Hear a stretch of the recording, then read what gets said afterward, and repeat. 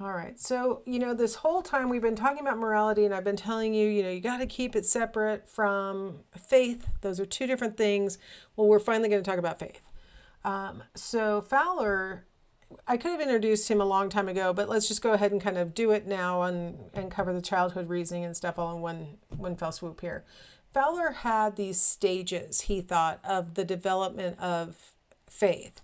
And he said, when kids are like 3 to 7 years of age, they start to understand the concept of whatever religious teachings are being provided to them, but their understanding is very intuitive and projective. And so what that means is they have these intuitive images of what good is and what evil is. You remember back to my example with Cruella de Vil. So it's like all good or all bad. And then they are very they don't really understand the separation between fantasy and reality. And so they don't have, when we talk about things like, I'll just give a non-faith kind of example. I don't know. Is Santa Claus taken on faith by children? I kind of think so.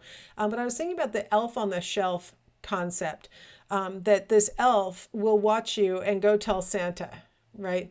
A 3 to 7 year old thinks this is really like physically possible. Like this could actually happen because for them, they can't understand the difference between, this fantastical, elf that doesn't, he's a stuffed doll anyway. But he somehow has this communication with Santa, which, cover your kids' ears when I say this, he's a fantasy also. And you're like, it's all the same to children. And so when you're talking about 3 to 7 year olds, they probably don't really fundamentally get the lessons that they're being taught in, whatever their faith-based teachings are.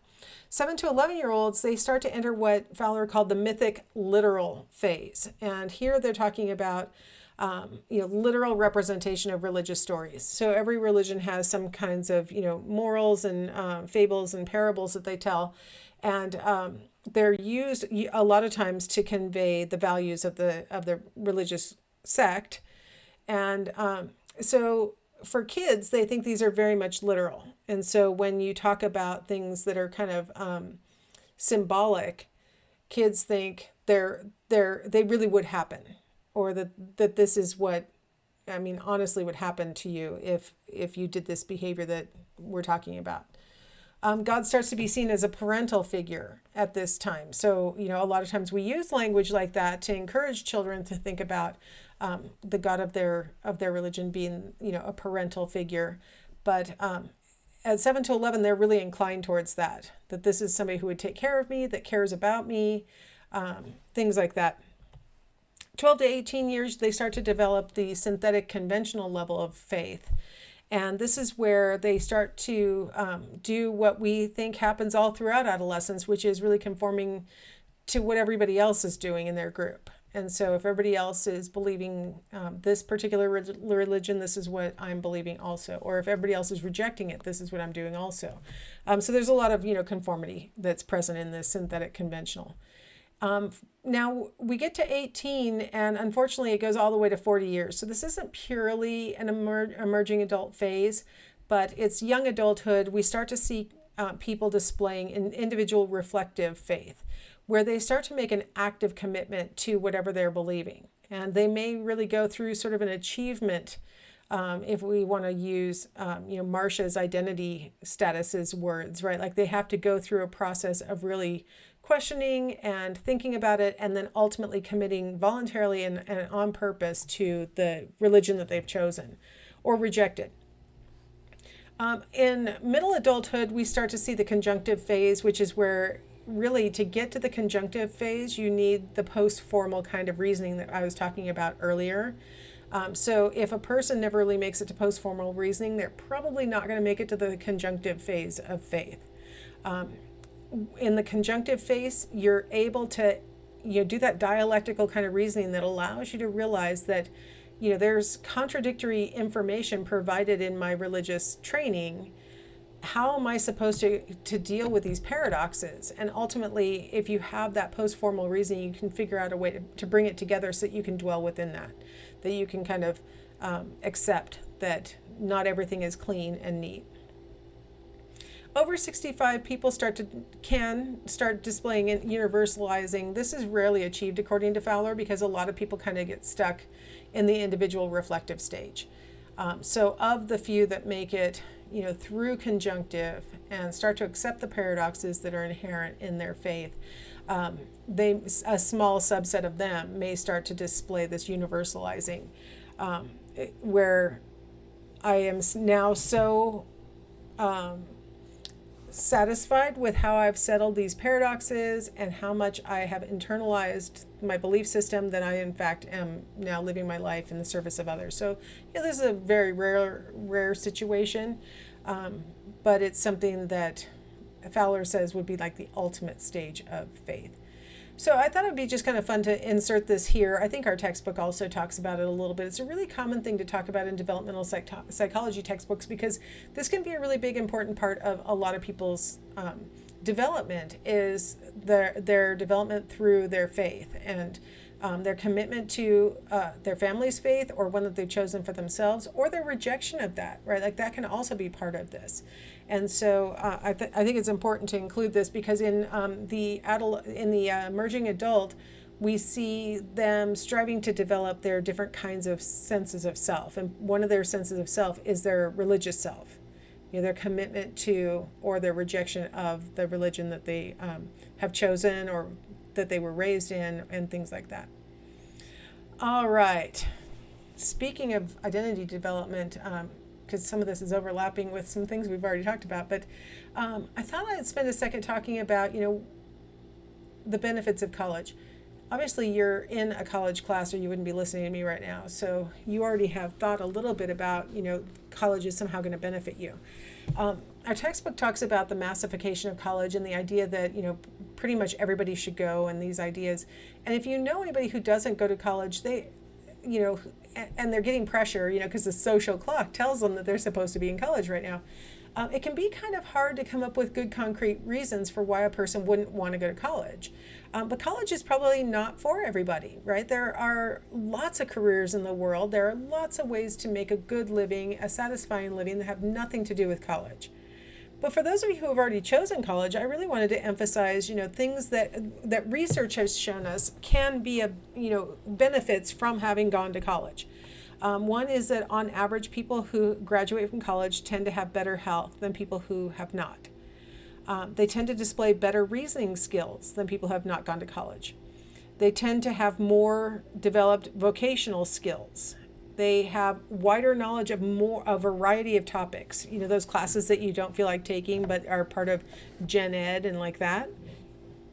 Well, we force you to take them. And so that you do acquire wider knowledge on a broader base of things. If we go to a trade school, you are going to be a specialist in your trade, but you don't necessarily need to learn how to, write even at the 200 level. You don't need to, necessarily take world history or, these other things that we sort of force you to do as part of college. So wider knowledge on a broader base of things. Now, I wanted to talk for a second about the better health component because that's a little how does college give you better health? On average, people who have been to college exercise more than people who haven't been to college. They smoke less than people who haven't been to college. They tend to have a better diet. And I'm like, did they all take nutrition classes? Like, how do college students, former college students, not college graduates, tend to enjoy a better diet? It might be partly because they have a higher income and so they can, afford more, nutritious or healthy food. I'm not sure. Maybe they did take some nutrition classes or nutrition adjacent classes, so they kind of got the impression about what's healthy and what's not healthy. All together, these things all flow together to college graduates having a longer lifespan than non-college graduates. Now, everything that I just said really needs to be super qualified, right? Because for one thing, when you talk about non-college graduates, you oftentimes are talking about careers where there is some risk involved in the career. Right? Like you can make a great living, as a crab fisherman, but you also are now in a job that's pretty risky. And so, your lifespan might be shortened, not because, objectively you didn't go to college, but because you chose this, really exciting edge work that, could actually shorten your life. So I'm using crab fishermen as an example, but that's, a lot of times, the highest paying jobs that don't require college educations are ones that are dangerous. And so that could be a factor. The more exercise among college graduates, they measure exercise as activity that you do outside of work. So if you have a really exercise filled job, like let's say that you are a baggage handler at the airport and you're throwing, what are supposed to be 45 pounds or less bags, but, let's be honest, they might weigh more than that. And you're just doing it over and over and over for 8 hours a day, 5 days a week. That's a lot of exercise. And why would we not count that as exercise?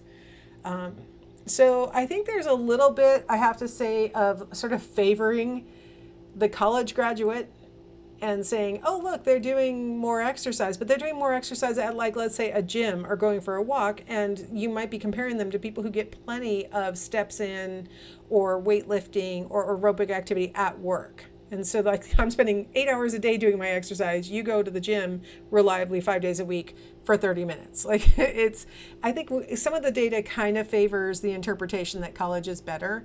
And so we got to be a little bit skeptical about that. And I'm saying that as a college graduate, obviously. So I'm just saying we got to be a little bit careful about assuming all these good things just naturally come from being a college graduate. But you being in college, hopefully this encourages you that being in college is a good choice. Now, speaking of college, I wanted to compare 2010 to the most recent data I could reliably get was 2016. Some of the numbers that I've got here are actually from 2020, but I just wanted to, I'll say 2016 and maybe some of them a little bit later. But changes in diversity. So in psychology, we do a lot of research on college students. So we've been really comforting ourselves that, we're getting more diverse students in college so that our data is a little bit more broad, right? That we no longer are getting just middle class white men on average. We're getting, a lot more variety in our subject sample. So we're really interested in the diversity of college students in psychology. I just thought I'd share with you just some snapshot things like, so in 2010, it was about 57% of college students were female. Now it's almost 60%. It's almost 60% of college students are female. If you go in certain subjects, you'll find that it's even higher proportion of females. But if you go to other subjects, you'll find that that's where all the men are. Like if you go engineering or, physics or these kinds of fields that are very male dominated, you'll find that that's where all the males are, and you'll find that the females tend to be over in the social sciences and the helping professions and things like that. In 2010, a lot more of the students were part-time than they are in 2016, so more students are going back to school full-time. We've seen a small uptick over the last decade in African Americans, a large uptick in the number of Hispanic Americans, and then we've got a small uptick in the number of Asians who are attending. We've got a drop in Native Americans. It was really hard for me to pin down exactly how much the drop has been, because it started out at 1% in 2010. By 2020, it's something more like 0.8% of the college population is Native American. So we're losing that demographic, unfortunately, and we need to figure out ways to recruit better, that's for sure. International students have ticked up a lot. It used to be about 3%, and now it's almost 5%. And part of that is because international students pay way higher tuition, and so they're very attractive to colleges. And so we've been seeing heavy recruitment. But, of course, the pandemic really put a lid on that. And then what we're seeing is that fewer of our college students are over the age of 24. And probably what's happening is that as soldiers and sailors and airmen and stuff come back from fighting wars, they oftentimes return. They're a little older than the average college student, and they, go through college on the GI Bill and like that. And we haven't had, a large group of returning vets doing that recently. And so between 2010 and 2016, we see a drop off. So that tends to fluctuate. The age tends to fluctuate based on what other things are going on. But we are seeing very consistent trends where women are more likely to be in college than men. Men are much more likely to go into jobs that can start right away and the training happens at work, or they're more likely to go into trade schools or things like that. We're seeing that fewer students now are part-time, and unfortunately what that oftentimes equates to is that they are financing themselves as full-time students on student loans and other things that they're going to have to pay back later. And so that's kind of a tricky place to be. And then we're pleased to report increases in ethnic diversity, unfortunately, with the exception of Native Americans, which were already too small of a number anyway. And so that's definitely a problem that we need to continue to work on. Particularly in psychology, we have a lot of difficulty recruiting, non-white students into psychology. And so we've really been trying to broaden our research, apply it to more, a wider variety of people so our generalizability is better. When I was doing the search for the data for this graph that I created, I had a lot of difficulty finding descriptions of students in one place where they would tell me, about the racial and age and sex demographics of college students. I was finding a lot of graphs that were referring to the racial diversity of the faculty. So as colleges have become more diverse, now we're turning our attention to, but why is the faculty not more diverse? And one of the things that is really super important to remember is that it takes a lot of time to go from a student in college to a faculty member at a college or university, right? Like it took me 10 years of training to get from college student to professor in the classroom. Like that took 10 years of training. So yeah, as the demographics have been improving as far as the students, we're not going to see changes for like another 10 years, right? When people are going to be coming out with their PhDs, eligible to be teaching in the classroom, with the experience that it would take to make them good candidates to be teaching in the classroom. It takes time, and it's, I got my PhD when I was 30, right? It took a long time, and I was young. Like my classmates were on average older than me, and so I graduated fairly young with a PhD. It takes time. So I'm hopeful that, as we get more students of different types into college, that we will have more students of different types progressing on into graduate school, PhDs, and then ultimately into the classroom. So that's my optimistic outlook for the future. Hopefully I'm right. But that will conclude cognitive development in emerging adulthood, and I will see you next in social development in emerging adulthood.